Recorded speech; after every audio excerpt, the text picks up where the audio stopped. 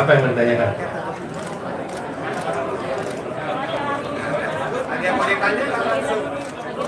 Ini dah, saya sampaikan terima kasih kepada Kadin yang telah mengundang para calon untuk menyampaikan rekam jejaknya, kemudian rencana-rencananya dan pandangan-pandangannya terkait dengan persoalan-persoalan perekonomian dan dunia usaha. Kenapa kami menyambut baik? Karena dialog seperti ini memungkinkan bagi pelaku usaha dan masyarakat untuk bisa menilai seberapa banyak kesamaan aspirasi yang dimiliki oleh dunia usaha dan aspirasi yang dimiliki oleh masyarakat dengan apa yang menjadi rencana dan gagasan dari para kontestan. Itu penting supaya bisa membandingkan dan kemudian nanti mengambil keputusan mana yang dianggap paling sesuai dengan aspirasinya. Jadi ini satu forum yang sangat baik dan saya dengar ini sudah dilakukan 4 pilpres, jadi ini sebuah tradisi yang perlu kita jaga terus. Yang kedua, saya sampaikan terima kasih atas tema-tema yang diangkat, karena tema-tema diangkat adalah tema-tema yang amat bermanfaat untuk membuat dunia usaha kita tumbuh berkembang dengan baik dan harapannya akan meningkatkan kemakmuran bagi masyarakat di Indonesia. Yang ketiga, pengorganisasiannya yang sangat baik, sangat rapi. Ini menggambarkan profesionalisme yang tinggi di teman-teman di Kadin. Itu aja dari saya. Terima kasih. Pak Anies, Pak, izin Pak Irianda Kompas TV tadi sempat disinggung soal fair and free market untuk kemudian menambahkan peluang swasta untuk lebih besar di Indonesia. Kenapa?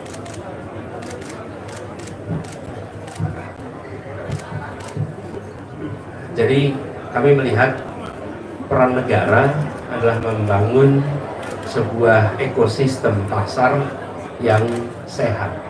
Dan sehat itu artinya apa? Ada kompetisi, yang kompetisinya itu satu sisi memberikan ruang kebebasan, di sisi lain ada fairness atau kesetaraan kesempatan bagi semua.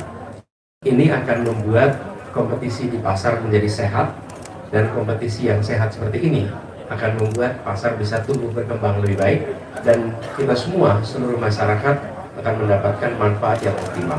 Itu.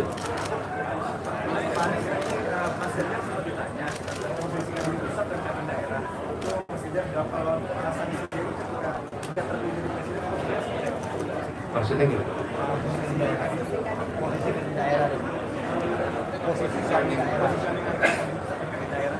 Terkait apa posisi ini? Gini, tadi saya sampaikan prinsip kolaborasi.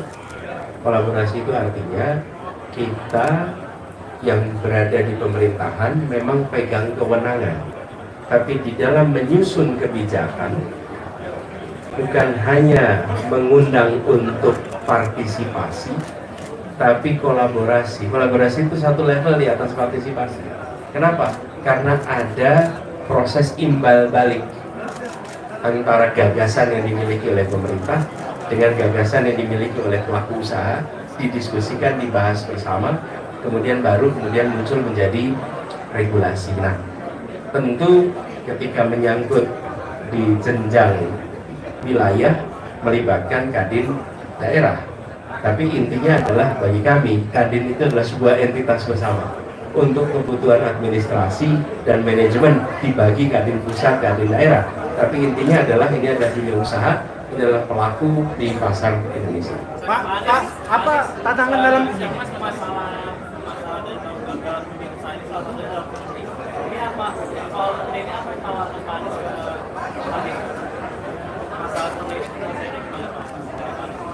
Ya, ini ada beberapa. Satu adalah koreksi di tingkat sistem. Ada jenis-jenis pungli yang sebenarnya sistemik. Ini koreksinya di sistem. Yang kedua adalah terkait dengan aktor. Dan ketika terkait dengan aktor, pemberesan pungli tidak bisa dikerjakan oleh pemerintah saja. Yang lebih tahu pungli itu adalah pelaku usaha. Pelaku usaha yang lebih tahu di mana terjadinya pungli, kapan terjadi pungli, berapa besar terjadi pungli. Jadi kami melihat lagi-lagi kolaborasi dengan dunia usaha untuk menunjukkan lubang-lubang yang harus dikoreksi, praktek-praktek pungli yang harus diberantas. Tapi komitmennya adalah kita harus memberantas berbagai macam praktek bad governance, termasuk pungli, supaya dunia usaha bisa tumbuh berkembang dengan sehat.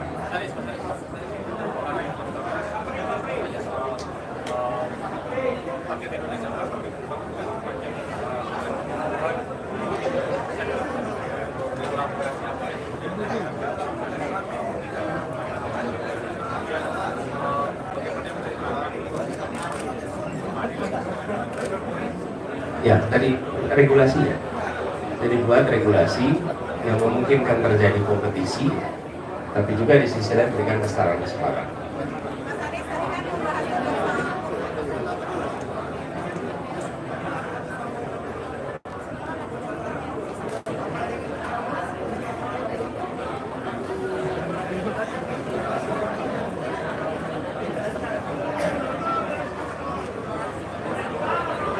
Banyak cara yang bisa dilakukan, tapi prinsipnya negara memiliki badan usaha untuk menjalankan fungsi pembangunan. Itu prinsip utamanya.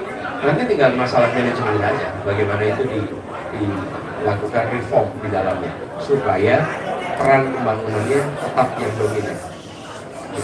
Pak, apa Bapak akan menerapkan kabinet Zaken, Pak? Karena kabinet Zaken itu kan artinya memberdayakan apa yang menjadi orang-orang yang ahli di suatu bidang, Pak. Untuk kedepannya terkait juga pembangunan ekonomi kita, Pak.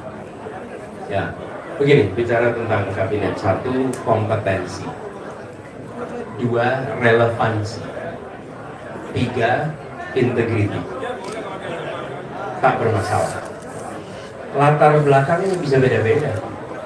Mau latar belakangnya berpartai, tidak berpartai, mau latar belakangnya dari pusat, dari daerah, latar belakangnya laki, perempuan, itu macam-macam.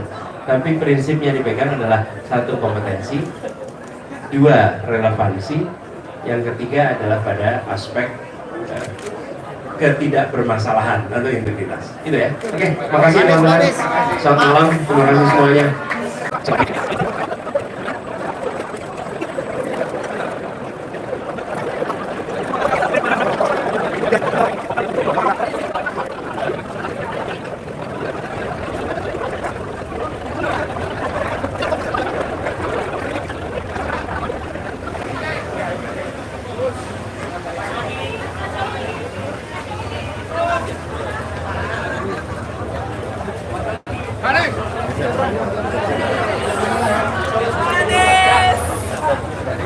Assalamualaikum.